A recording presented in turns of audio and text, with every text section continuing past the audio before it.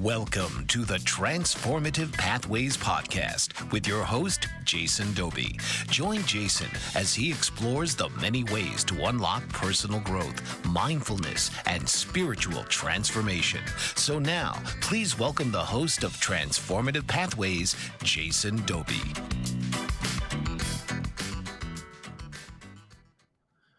Hello, everybody, and welcome to the show. I'm your host, Jason Doby, founder of Transformative Pathways Life Coaching. Thank you so much for joining us today.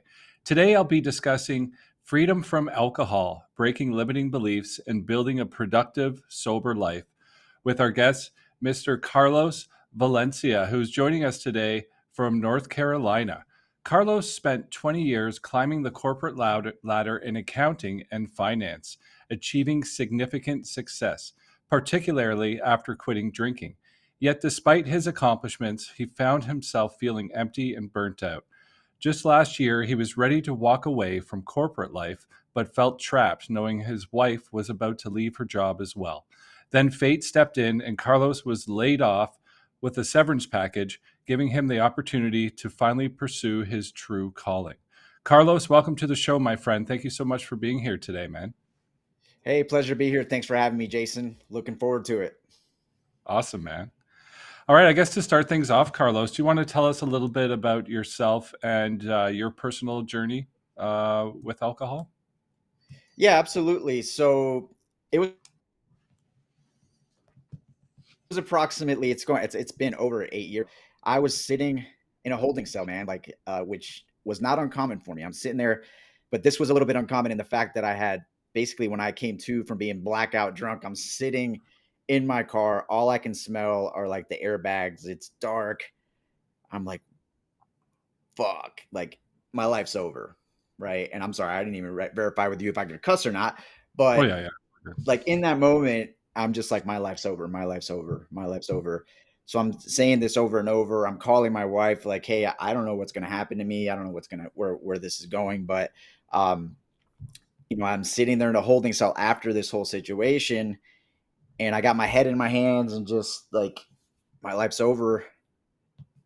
But this weird thing happened, which is kind of, for me, it felt like this moment where God reached out to me, and it was just like, my daughter's going to be born in 6 months. This is not like normal behavior. This cannot go on anymore. And all this conversation is going on in my head. I'm like, I'm done. Like just this moment of clarity, boom, I'm done. I look at the arresting officer. He's sitting like across the bars. Him and the magistrate are trying to figure out what do we do with this guy? And I look at him and I'm like, I'm going to make this right.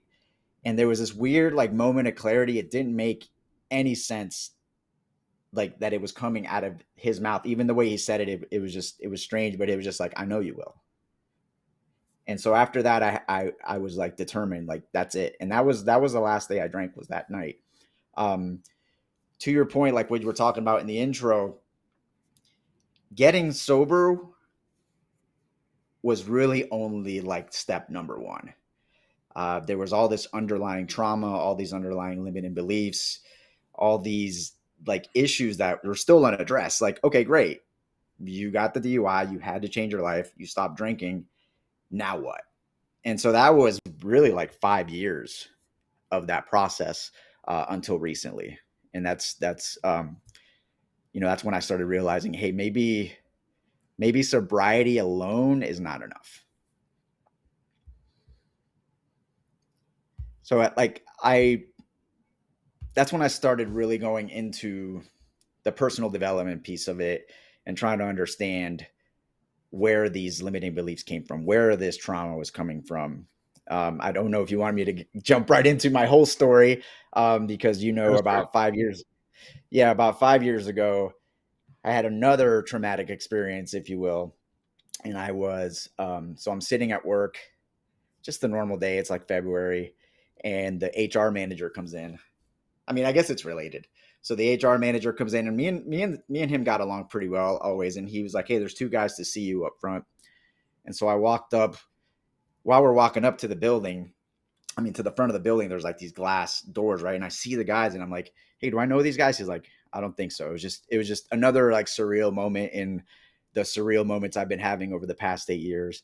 And I walk in and these gentlemen are like, it's crazy. It's this cube, right? Like out front where the security guards are, where people are walking in. There's the glass doors to the building that I work in. So it's just like everybody can see this, right? I'm like, oh, okay. So I go sit down. There are these plainclothes guys, and they're like, do you have any proof of lawful residence in the United States? I was like, yeah, I got my social security card. I have my, my driver's license. They're like, no, anything else. I was like, oh, I kind of started to figure out what was going on there. Now, I've been in the United States since like I was 6 years old. My father went and got me from Colombia. So as far as I knew, everything was good. I was paying my taxes. I was working. Obviously, I'd been arrested. I'd been through the system, and nothing had ever really come up. So I thought, like, yeah, well, like, but I started to sense what was going on. So these guys, it was the weirdest thing, Jason. Like, dude, I've been here my entire life. I work in this building for, at that point, probably like 5 years. I have a daughter sitting at home. Like, already this is surreal. The guy's like, stand up, Mr. Valencia. And he's like, you're not going to run, are you? And I feel his arm, like I feel him grab the back of my arm. I'm like, run? Like, what are you talking about? I'm like, where am I going to run to? Like, we're at my place. It was just like a surreal moment, but it gets better. So I'm walking out. So they're walking me outside. Black SUV pulls up. Like, this is the shit right out of like movies, brother. Black, just all blacked out, black rims, black everything, pulls up. They open the back door, and this woman comes around and she just drops like these chains. Thunk, like you could hear them rattle on the back of the seat. I'm like, oh, fuck. So the guy's like, put your hands in front of you. Click, click. All right, I'm used to that. Okay, listen, I'm no angel. I'm used to that. Like, that had happened a lot of times when I was younger. But now he's like, okay, lift one leg. Put one leg behind me, click. One foot. Other leg, click. Then they go, all right, hands down. They put a chain around my belly, click. I'm like at work on a Tuesday. I'm out front. There's all the windows. So all the people in the window offices are looking outside. The security guards are standing outside. I'm like trying to hide at this point, bro. Like, behind the door of the SUV, I don't want anybody to see me. It's just this whole thing. And they put me in. And man, they put me in an immigration detention center for 3 weeks. Wow. Like, yeah. My wife didn't know where I was for 3 days. And so talk about like stress on sobriety, right? So by that point, I'd been sober for like 3 years. And like, long story short, I get out and I start to question everything. Like, what am I supposed to be doing? What's my purpose in life? That's when this whole conversation started happening. Because while I was in a detention center, I had like a coming of age moment where there was a time when I was looking up and going, God, why are you doing this to me? God, why is this happening to me? But then like something changed. And I had a moment where I was like, okay, why is this happening to me? Like, not in a bad way. I finally started to like, what's going on? Like, what am I supposed to learn from this, God? And then one day I finally just gave up and I said, I give up, God. Like, I gave up all hope of anything. I was just like, I give up. I need your help. And ever since then, it's been like this journey to figure out what my purpose is in life, what I'm supposed to be doing, because finance wasn't it. I started this finance career because I thought that's what I did, right? So like, we were raised by our parents, and my dad was like, you're going to be a doctor, you're going to be a lawyer, or you're going to be an accountant. Like, that's it. My father was a garbage man. He like drove trucks for solid waste, and it was just like, you're going to be those things. So I didn't know better. I went to school. I was like, all right, fine, business management, accounting, and I became that, but I was empty. And so that's when it started, when I really started to question, like, do I want to do this? And that's how we ended up 6 months ago with the story that you're mentioning, where my wife we had decided that she was going to like quit, resign. Like, we had made that decision. That was a Wednesday night. I still remember to this day.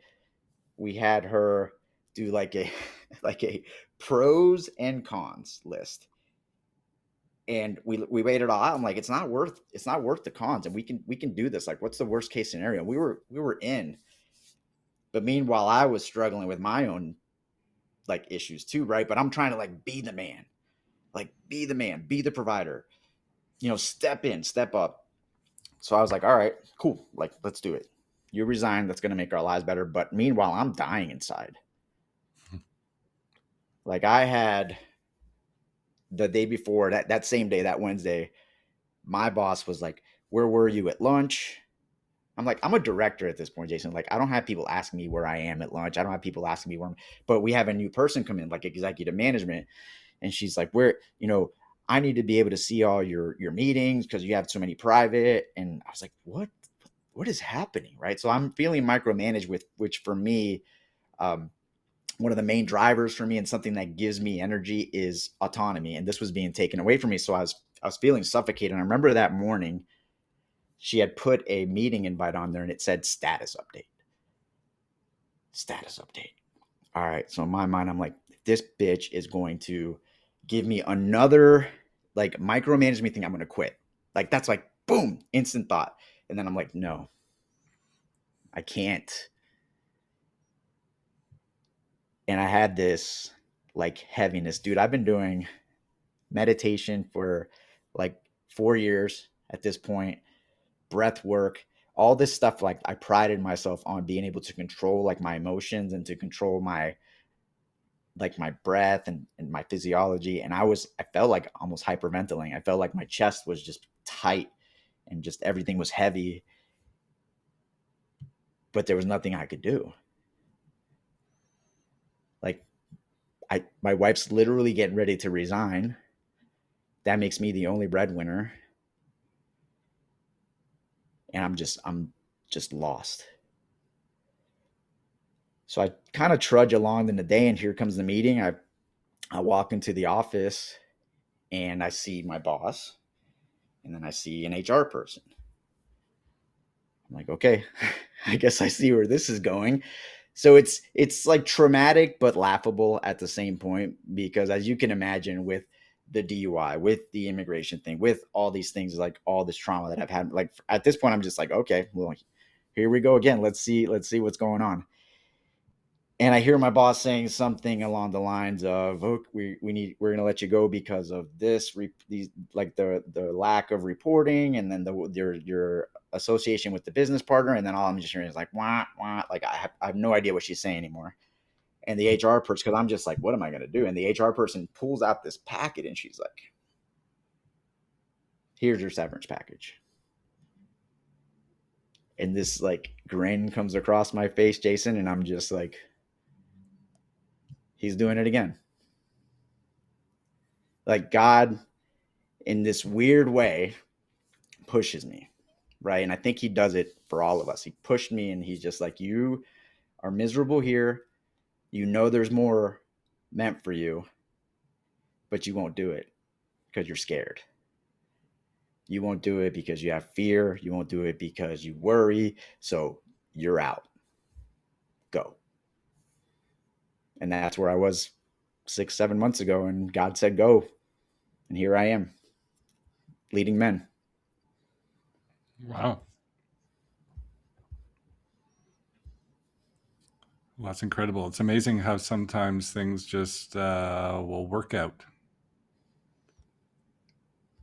It is. And one thing that my wife and I really thought about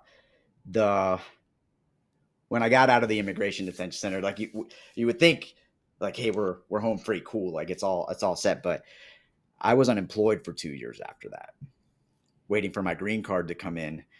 And we always had this, I think before I went into Stewart Detention Center, we were always spiritual, right? Like, we always like, we're not religious, we're spiritual. But we always had this saying that, okay, everything happens for a reason. Everything happens for a reason. We're going to laugh about this one day. Dude, I remember being in Stewart Detention Center, which is the immigration detention center where I finally ended up. I remember being in there one day. I'm like, we're going to laugh about this one day. And it was just like a surreal moment. And we always say stuff like that. So when I got out, I was like, why don't we just pretend that it's happened already? Right? Instead of like, let's wait and see. I'm sure at some point we're going to see why like this, everything happened. I'm like, why don't we just pretend that it's happened? And we took that mentality of he's moving for us. He's moving for us. This is happening for us. And that little bit of a shift has like changed our lives. and it helps because we're inevitably going to have these tough situations. I mean, not everybody's going to get the DUIs because they're much more responsible than I was back then. Not everybody's going to get these deals with immigration detention centers and things like that. But the beauty of it is looking back at it now is I believe God was grooming me, pruning me, whatever you want to call it, but helping me live my life in a way that I can relate to almost anybody. I've been in an immigration detention center for 3 weeks, with not even knowing if I was going to be there 3 weeks or if I was going to be there 9 months, because that place is crazy, Jason. Like, I have a really wild story with how it's already wild, I'm sure, from what you're hearing and what the people listening are going to hear, but like, it's even crazier than that. I remember being in, like, helping one of the guys out. They have a law library, and helping him out, and the ICE agent comes over and he's like, I asked you to fill out this questionnaire. You're still not done. I'm like, I don't know the answers to that. He's like, what do you mean you don't know the answers to that? He's like, you don't know what your mom's name is? I'm like, no. He's like, what do you mean you don't know what your mom's name is? I'm like, my mom left me when I was 2 months old in Colombia. I have no idea. And he was like, how come you put your name here as Carlos Valencia? I'm like, because that's my name. Although I didn't say it like that. I was being a little bitch, and I was like, because that's my name. I was so scared how long they were going to keep me in here. He's like, you don't know your own name? I'm like, that's my name. He's like, no, your name is Carlos Andres Valencia Ortega. I'm like, Ortega? What is that? He's like, it was just like this surreal moment. He's like, we can keep you in here for 2 years. So I'm like shell shocked. And like all of these things, like I asked myself, like, why was I put through that? Why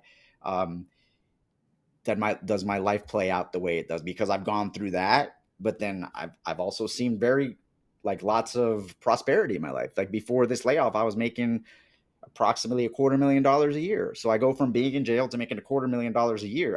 I've seen it all, so I can relate to all, and I understand now that it's because I need to be able to speak to those men that are at their pit, but I also need to be able to speak to those men that are successful, but are only a few decisions away from being in that pit.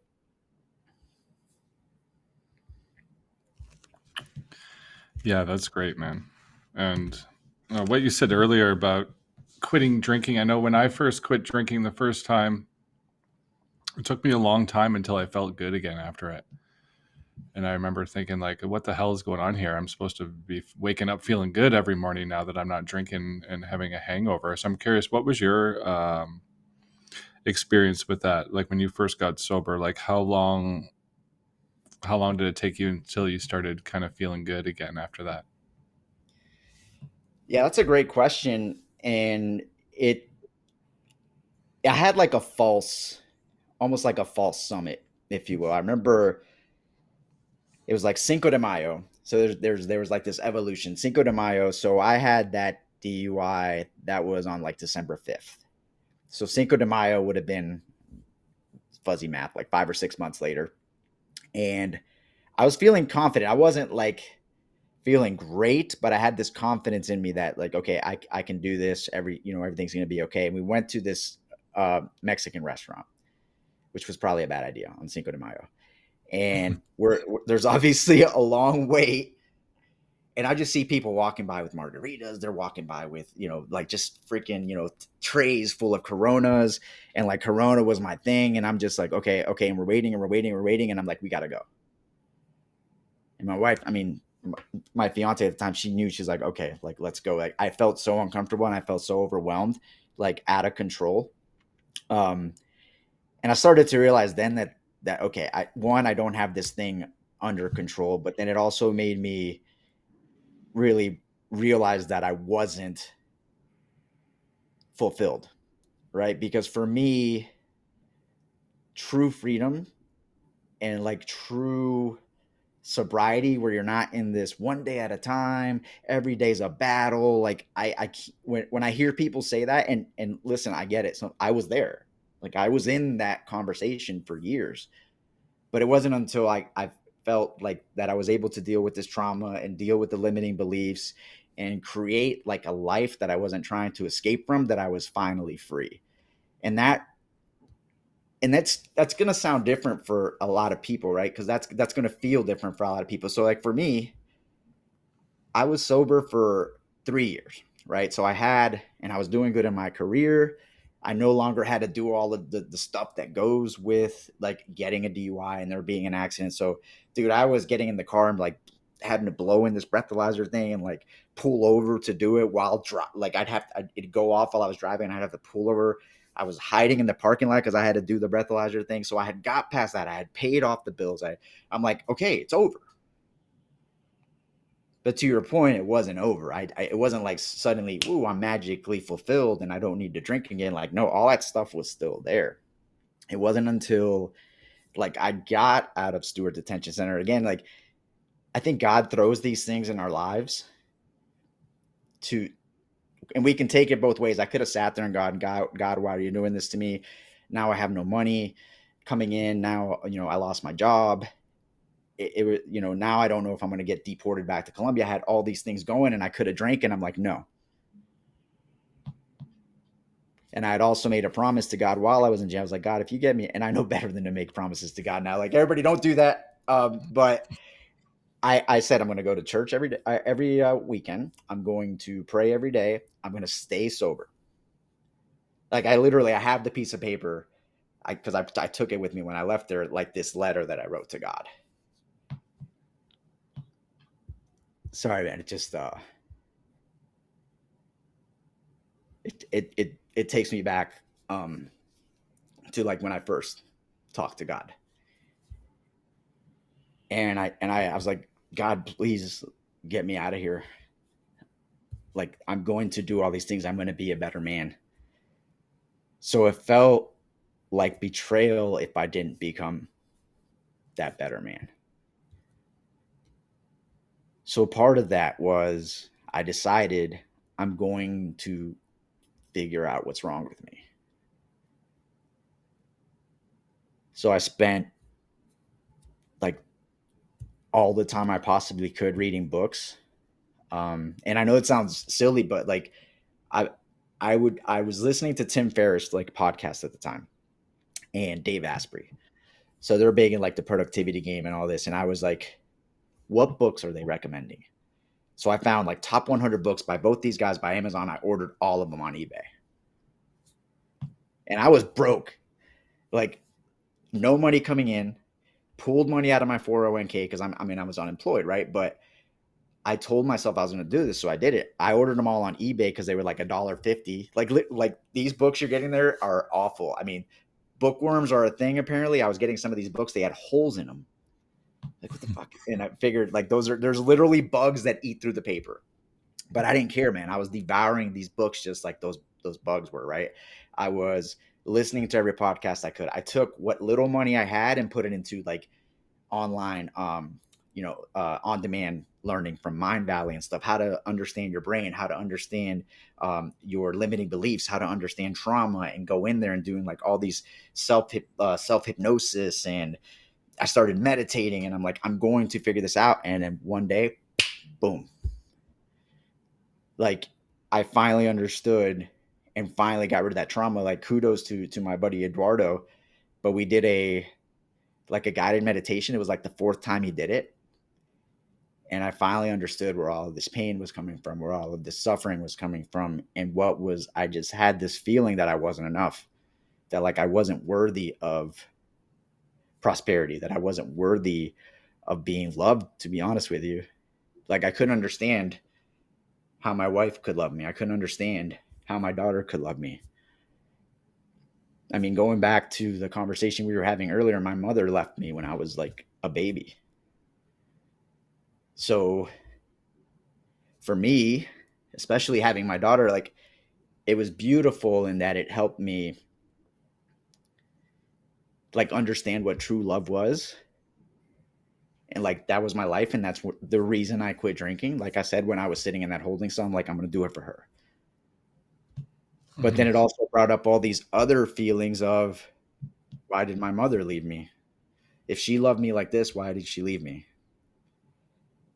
So talk about, like, I already had these limiting beliefs and these thoughts that I wasn't good enough. Now I had even more of them, and they were just floating around in there. But through that deep work, I was able to finally let that go and just be like, I'm a child of God, and I'm meant to be. I don't know what it is, but I'm meant to be here to do something, and that's what I was searching for that whole time. And finally, that's when I finally, like, to your point, going all the way back to your original question, that's when I felt the shift. Right before that, it was just, I'm going to stay sober because it's what I have to do. And then it shifted to, I'm not going to drink because I choose not to drink, because my life is much more important than that, because I am worthy of something bigger. And that's when it all shifted. And do you still get urges to drink, Carlos? You say you've been sober for how long now? 8 years? Yeah, over 8 years. The urge to drink is not like I want to drink. The only time I even like think about it is when we're like at family functions and people are drinking like champagne or whatever. I'm like, oh, like it crosses my mind, but I don't get urges anymore. Mm. Like, those are gone. And I would say it's by the grace of God, like that. But those are just gone. Mm. And I'm not one of these guys. Sorry, go ahead. No, you go ahead. Oh, no, I was just going to say, I'm not one of these guys that hides from alcohol. And I decided to do that very early in my sobriety. Like, we have alcohol in my house. My wife drinks. When I go to family functions, I'm like, yo, everybody drink. I go to, not anymore, but I used to go to, like, we used to have our fantasy football drafts at a strip club where my buddy was like open bar, and I would go. I wouldn't drink, but I would go. My thing has always been, I don't want to live this life where I have to, like, be scared, like, oh, the beer monster, to me, it's like, no, I want to build my sobriety to a point where it's just like bulletproof. Mm-hmm. Well, that's good. So it doesn't bother you being around other people that are drinking then, obviously. Not at all. No, I'm curious because it's been a while, and most of the men I talk to, just because I guess just where they are on their sobriety journey. I'm curious about yours. Like, how do you feel about do you have urges? Where are you on your journey? Because I'm always curious.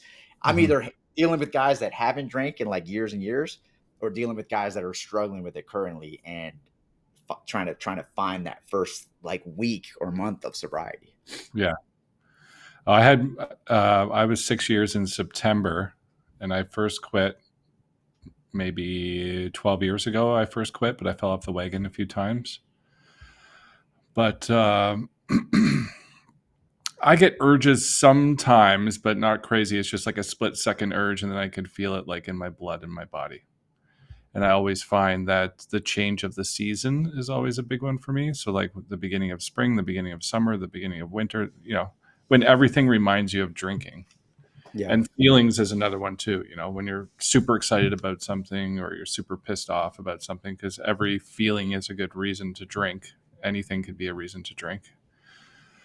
But not so much lately. The one thing that really worked for me was, it's like you said, everything's a learning experience. So, after quitting drinking for 3 years and then falling off the wagon and then being completely hammered again, it kind of sucks. You look at it and say, well, I screwed that up. But you got to kind of start over again and, change your perspective, because I fell off the wagon a few times and it is really hard. You feel like a failure, and you're drunk on top of that. And then you have even more depression, and all that stuff just piles on.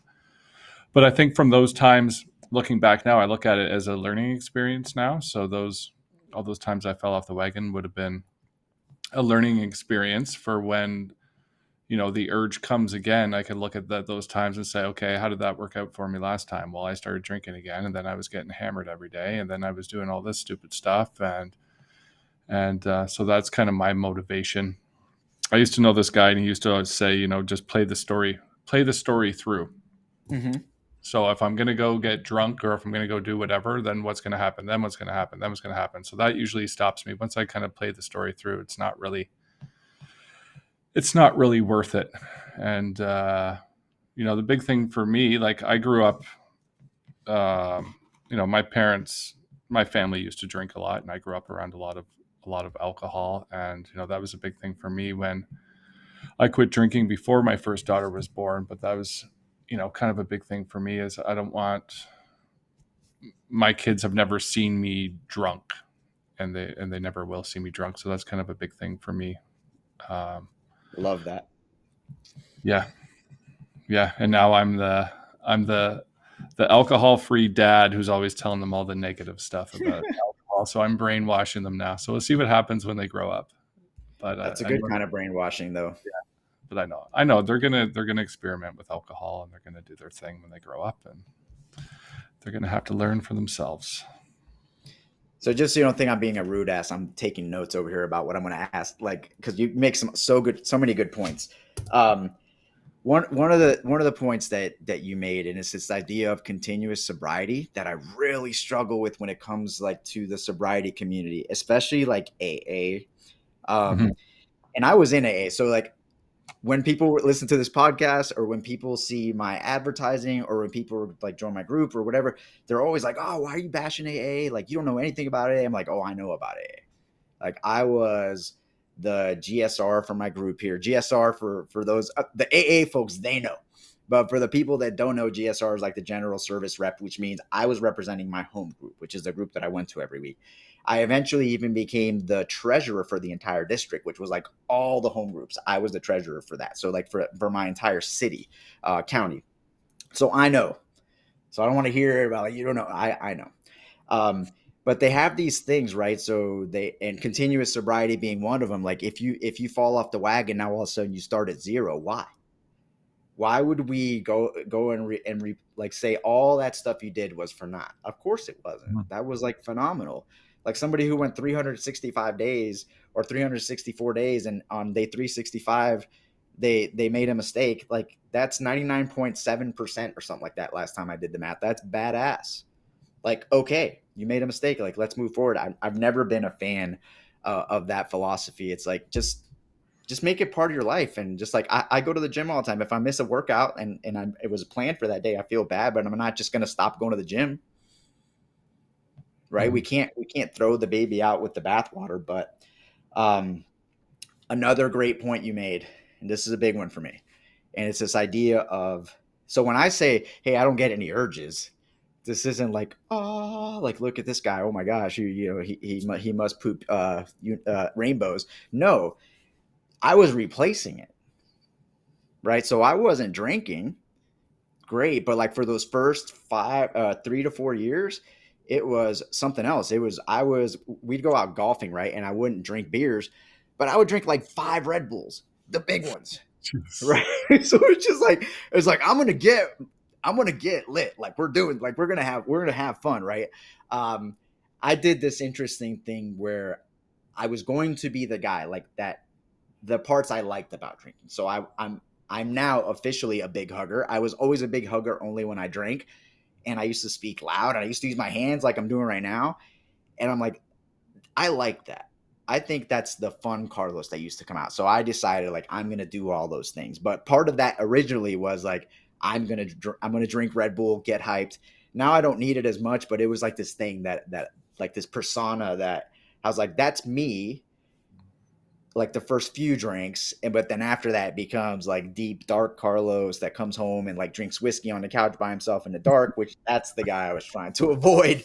um but so it would be caffeine, or it would be pornography, or it would be going to play golf. Like I was always trying to like fill that void. So I get it when people are like, well, what do I do now? How do I celebrate now? I'm so bored. Or I used to do. I get it. Like after a while I'm like, we got to fill that void, guys. But at first, I'm like, nope, I was there with you. I had a pornography addiction. I had to like take myself off of Facebook because I couldn't get off of it. It's like all these things we do to try to replace that dopamine.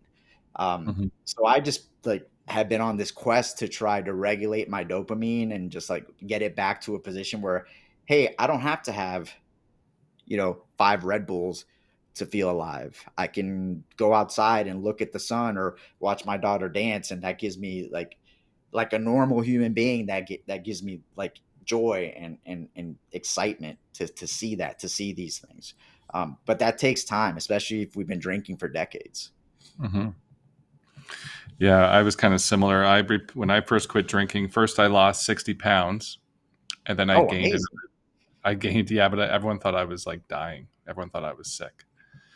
So I looked like I had cancer or something. And then I never used to like sugar. I never used to like sweets, chocolate, any of that stuff. And then I developed a sweet tooth after I quit drinking, and I used to go buy chocolate bars. So for my days off, I would go buy a bag of chocolate bars. Like we're talking like 20, 30 chocolate bars and bags of candy. And I would eat that on my days off and be like, oh, it's my Friday night. I'm having 4 chocolate bars tonight. Yeah, so then I had a bit of a sugar candy addiction, and fast food was the other one too. Fast food, when they started that skip the dishes thing where you can get food delivered right to your house. Oh Like yeah. my wife would be at work, the kids would be in bed, and I'd be going wild ordering McDonald's, eating like 5 burgers. But then I had to quit that as well. And the sugar, sugar was a big one. Ice cream was big, and chips. And I just, stuffed my face with something else. But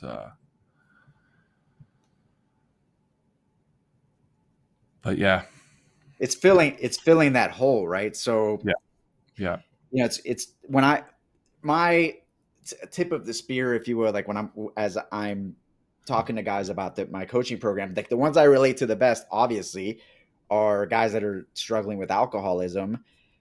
But if you look at like root cause, right? It's when it's alcohol, when it's overeating, when it's pornography, when it's social media, when it's just like this need for outside validation. All of these things are precursors to dopamine or serotonin, or those naturally or unnaturally occurring hormones that we crave.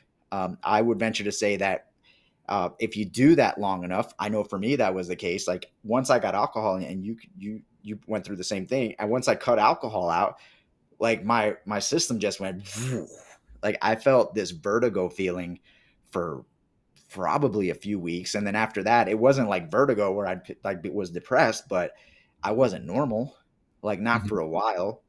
So I found, I would just find something else to fill the hole. So like I said, for me it was pornography, and thank God I've quit that for probably I'm going on probably like 2-3 months now. But Awesome. yeah, thank you. It's just like I started to realize it's like I'm just replacing one thing with another. Like I'm not going Yeah. to get, well, I guess you could get like a watching porn while driving, but it's not the same as a DUI. But it was just like I have to figure out why I'm still plugging that hole. So like it's always Yeah. this growth. So even after 8 years of sobriety, I'm still like, there's something down there. And it's this constant search for, okay, I did all this trauma work, but why am I still watching porn? Why am I still going on social media for 2 hours or 3 hours a day? That's not normal. And I would started telling myself it was for work. Hey, I'm a coach. I need to go on there and be active. And it's like, no, you don't need to be on. No, you don't need to be on social media for 3 hours. There's still some trauma in there that you need to go and see a few likes to feel like validated. So it's a constant work in progress. Oh, absolutely. What else was I going to say? While you're going through your notes, something I found very interesting that you were talking about was this idea of learning, right? So like we can beat ourselves up over the mistakes, and I used to do that a lot, and I think that's also what leads a lot of people to drinking or overeating or porn or whatever the case may be, is that we get down this negative spiral, like negative feedback loop, where you mess it up. So then, especially like we were talking about earlier about the continuous sobriety or streaks and breaking a streak, etc. If you gamify the system in the wrong way, so continuous anything is a good way to gamify it, right? Like this many days and streaks, it's proven. They put that stuff in apps, they put it in everything to keep you going.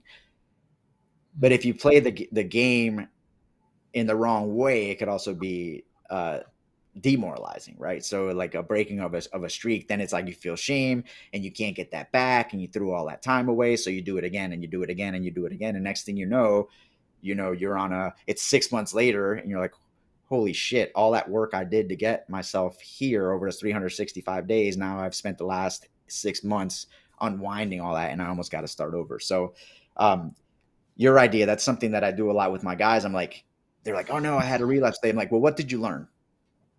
And they're like, what do you mean? I learned that this sucks and I'm an asshole. Like, no, like what caused it? What was the trigger? Who were you around? When did it happen? Like David Goggins, I think it was the Can't Hurt Me book, one of them, but he has like after each chapter, he has, I want to call it like an after action report or something along those lines. But he breaks down what he learned, right? From the mission or from whatever it was that happened, from the mistakes. And if we can embrace that, and instead of going like, I can't believe that happened or I blew it, it's like, no, why? Again, what time of night was it? What day was it? Who was I around? What was I feeling? Because then if you can get to that, then every time you're just getting better. It's like iterations. And you keep hitting these iterations until you start perfecting it. And the time that goes between those relapses starts becoming further and further apart. And you're learning and it's like artificial intelligence, but on yourself, right? It's like auto-correcting, but on yourself. And if people would start doing that, just take this, almost like taking the emotion out of it, which I know is really difficult. And that's what separates us from the machines. I get it. But if you could, at least for a little bit, step back and take your emotions out of it, take that shame out of it, take that guilt out of it, take that anxiety out of it, depression, all the stuff that comes with making mistakes, and just be like, what can I learn from this? And you can systemize that, you're going to be able to break whatever habit it is you're doing. But you have to be ready and understanding and willing that there's going to be mistakes made. There just are. Yeah, absolutely. And I remember what I was going to ask you before now is, when I first quit drinking, I had a really hard time sort of functioning in my daily life afterwards. I'm just wondering if you experienced the sort of same thing. Like, here's an example. I was an executive chef running a hotel, and once I got sober, I felt like I couldn't do my job anymore. Like, the weird thing, like organizing my office work, doing my schedule, doing like my administrative tasks that I did all the time, I couldn't function anymore.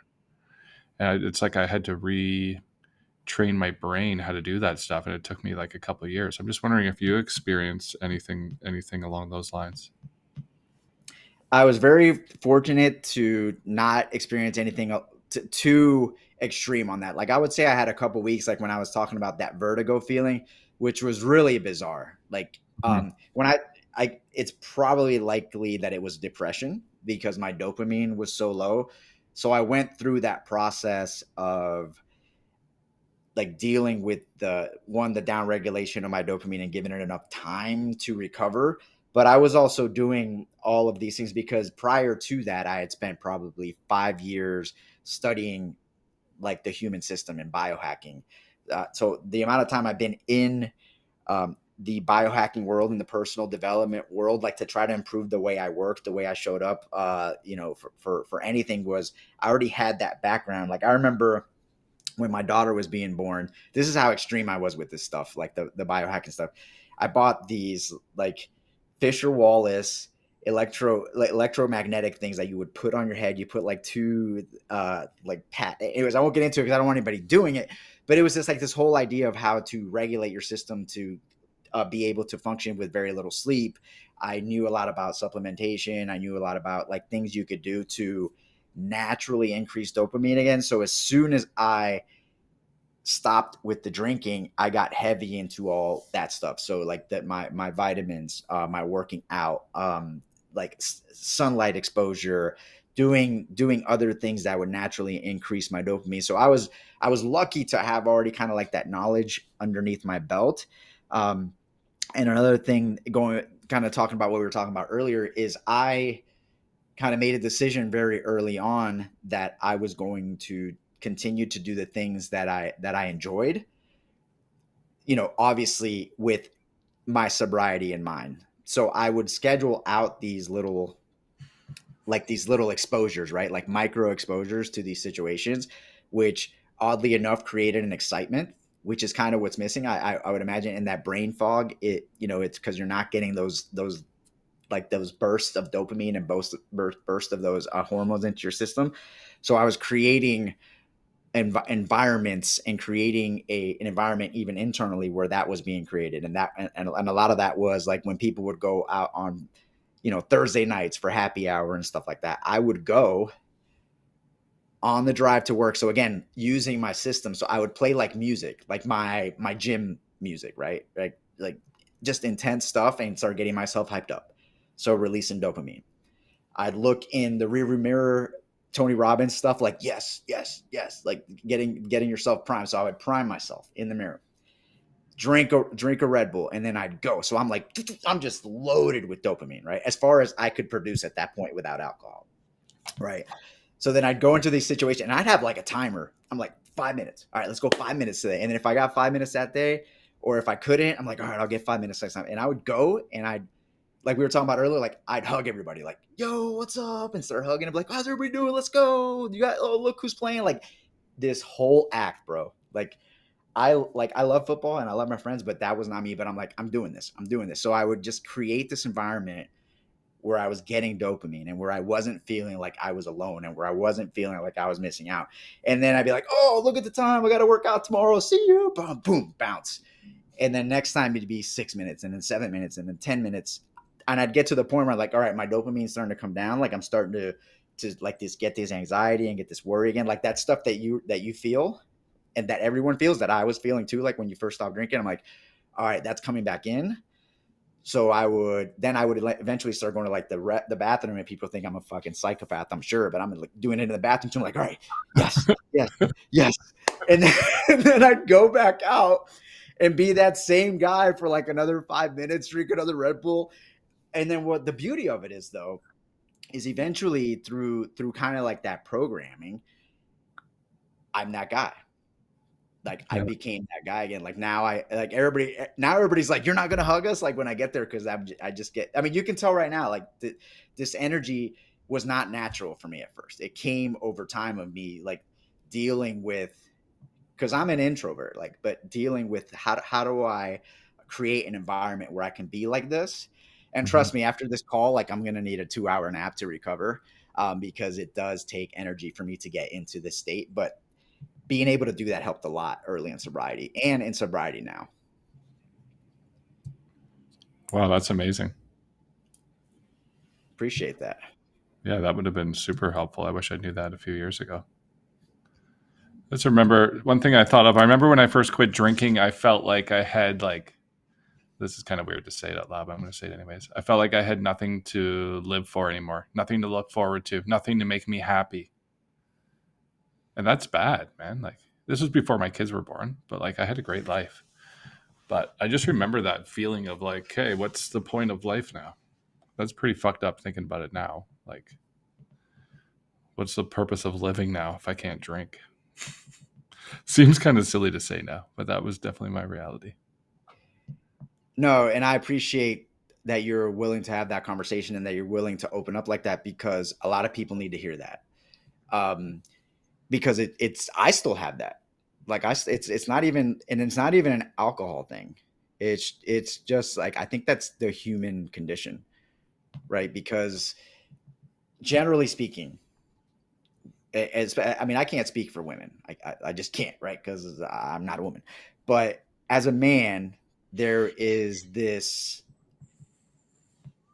almost like a requirement, like for us to step up, for us to get the job, for us to do the career, for us to be the providers, for us to always be on, right? Not show emotions, just be the man. Mm-hmm. Right. But you spend all this time trying to be the man and trying to do the right things and suppressing your true feelings. So what we end up with is only having like a sliver of the spectrum of emotions that are available to us. So when we can't get the full spectrum, and when you start to feel some of these other emotions, which when you stop sedating, when you stop drinking, right? And it's not just drinking. So like, I stopped drinking, but I found other ways of sedation. So it was pornography. But when you take all the sedation away, then you have like the rest of the spectrum of emotions that come in. And some of that is peace. Some of that is quiet. Some of that is solitude. Some of that is, in order for there to be a rainbow, there has to be freaking thunderclouds. And if we haven't seen that, if anytime I saw something bad coming up, right? So like anytime I had a bad situation, or anytime that we, somebody passes away, or anytime anytime you start to feel an emotion, even the other way around, like you were talking about, hey, I got a raise, let's go get lit, right? And it's like, well, I can't do that anymore. Well, yeah, just be in it. Just feel what that feels like. And feel what that loss feels like, and feel what that pain feels like. And you just got a divorce. Yeah, that hurts. Feel what that feels like. Because what ends up happening is, if we don't get that, if we don't allow ourselves to feel the full spectrum of emotion, then we're stuck with this feeling like, wait, like what is that? Where did that emotion come from? Where is this coming from? And that's when you start to feel lost. I think it's more of and I get what you're saying, because I felt it too. But as I look back at it, I think I was just starting to feel life, right? Mm-hmm. Like I would sit downstairs. I'll give you an example. And I did a live stream about this a while back. I went to my daughter's her tennis practice, and it was really stressful getting there. Like we were late, and my wife was out of town. So like I was in charge, and I was doing all this stuff, and I drop her off. And now it was just like me and my thoughts, me and my anxiety, me and my worry, me. Because now it's not only that, but I also have the stuff about the business. Like I had just started this business, and it's not going how I thought it was going to be. And I start to get those thoughts like, is this it? Like I'm going to be a dad driving my daughter to tennis practice, and then I sit here. This is what the fuck I signed up for. But that's part of the spectrum. I get to sit there. I get to drive my daughter to her tennis practice. I get to enjoy, like I look up and the sunshine on my face, and I see my daughter, and she's out there swinging a racket with a hat that's too big, and it's almost covering her eyes when she's swinging the racket. We lose focus of those little things when all we do is hammer ourselves with dopamine all the time, and only allow ourselves to feel the things that we want to feel, and the range of emotions that we want to feel. There's all this other stuff that adds beauty to it. So to your point, when we allow ourselves to feel that, like, is this all there is to it? Is this all there is to life? Sometimes there is that quiet. Sometimes there is that, like, yes, this emotion you're feeling right now is all you have right now. So rather than run from it, sit in it and embrace it. And that has really helped me reframe it in a way. And dude, like I said, I still feel that. 8 years sober, doing meditation every day, breath work, reading the books, doing the work, doing all this stuff. Like I still feel it. And to what we were talking about earlier, like avoiding that negative feedback loop is key when you get into those, and just be like, all right, hey, I was not expecting to feel this, but here we go. Let's embrace it. And let's see what we can learn from it. Yeah, man, that's so true. Beautiful, Carlos. All right, brother. We're getting near to the end of our time here, brother. So before we wrap things up, do you have any final thoughts you'd like to share with our listeners? Is there anything we didn't cover today that you'd like to add? No, I think we covered a lot there, a lot of good stuff. I'm really glad you showed up to be authentic as well. Like that's awesome. Because you know me, you've seen my Instagram. I will just blurt out what's on my mind. And like, yeah, you want to know about my backstory? Here you go. But no, I think it's the main thing is I want people to know, and that I want people to leave any conversation they have with me, especially men, is that you're not alone. Like I'm sure, like those feelings that you have, and you're like, am I the only one that feels like this? And why I felt like that. And that's part of the problem is we feel that we're the only ones struggling. Like, I can't believe why am I being, I'm sorry, but like, why am I being such a pussy? Why am I being such a bitch? I should just be able to get out of this. And it's like, no, dude, there's millions of men that are feeling that same thing you're feeling. They feel totally alone. The beauty of it is you're not. You're in the human condition. You're feeling what all these men are feeling. You're not alone. And that will help. I think that'll help so many men. Beautiful, man. Thank you for that. Beautiful, Carlos. That was great, man. Thank you so much for joining us today. I appreciate the opportunity. Thank you, Jason. And where can people find you if they'd like to connect with you, Carlos? So I'm on Instagram, carlos.andres. I picked that up in the Immigration Detention Center of Valencia, V as in Victor, Alencia. And I have my website, ownyourbattle.com. Awesome, man. And for everyone listening, I'll include Carlos's information in the show notes below if you want to reach out to him. And if you'd like to connect with me, you can find me on Instagram at transformative_pathways. You can also find my link tree in the show notes below, where you can find the links to all of my social media, my email list, my private community, and options to book a free consultation or apply to my one-on-one coaching programs. And if you enjoyed today's episode, we'd love it if you could like, subscribe, and follow us on your favorite listening platform. And if you'd like to support the show, we'd be so grateful if you could take a moment to leave us a review. It would mean so much to us and also help the show reach more listeners. Thank you so much for joining us today, and we look forward to connecting with you again next time. This has been the Transformative Pathways Podcast with your host, Jason Dobie. Tune in each week for more insights, inspiring stories, and transformative journeys. Until then, keep exploring the path to keep your best self. Saturdays, 3 p.m. Eastern on the Bold Brave TV network, powered by B2 Studios.